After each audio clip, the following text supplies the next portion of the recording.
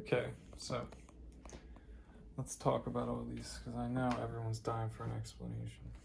All right, so that's a motion downhill, and it's probably 42 inches long at least, and it has a nice bottom sheet of carbon.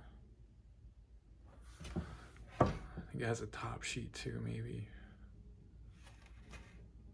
Nice board though, really nice. And that's drop through. Okay, so then we have a We Funk all carbon black bone. It's in the shade, the cutlass shape. A really thin, nice board that I rode for a long time. And then we have We Funk Speedbone number 2.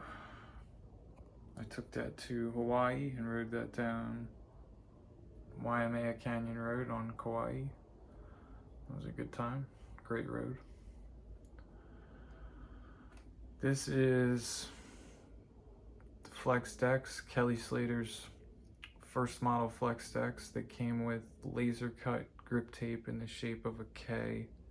Actually, I'm not even sure if that's laser cut, but it had no graphic on the bottom, just has the normal Flex Decks bottom. And this board was a really great board for me.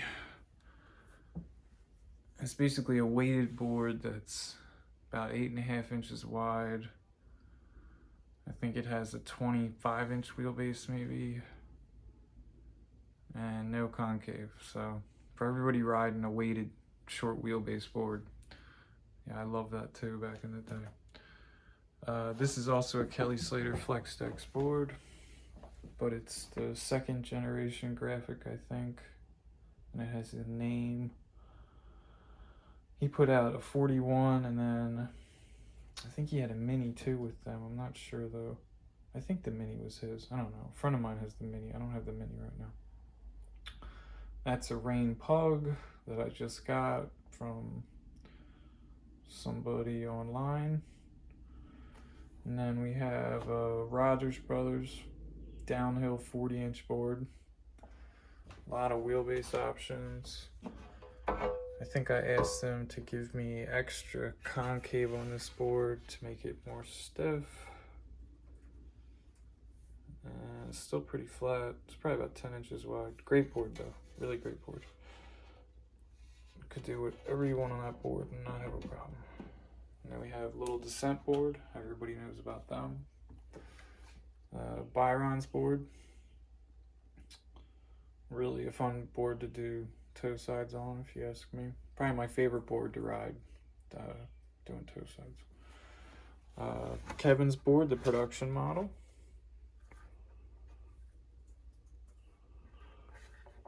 And then a prototype, which actually is a little bit different. I want to make a video on the difference and talk about that a little bit. I was surprised because I got this when it was available, and I rode that for a long time. I really like that board. That's probably my favorite longboard of all time.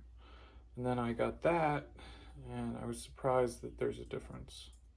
You can actually see the difference a little bit up top.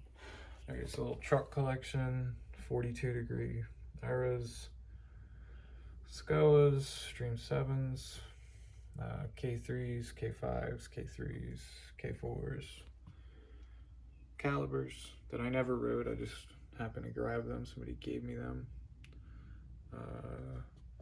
Some ABEC 11s, some zigzags, 66mm, fun wheels. Some flywheels, 76mm flywheels, my favorite wheel. Had so many pairs of them. Liam's wheel, his first pro model. Some Metros, some grenades, some these, some snakes, some Byrons from these, some Kevos.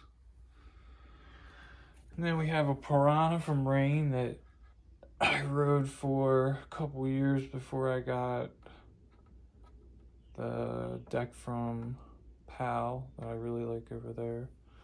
And then this little carbon board It is a really nice rein. I mean, this rein is so light. It's like 3 pounds or something.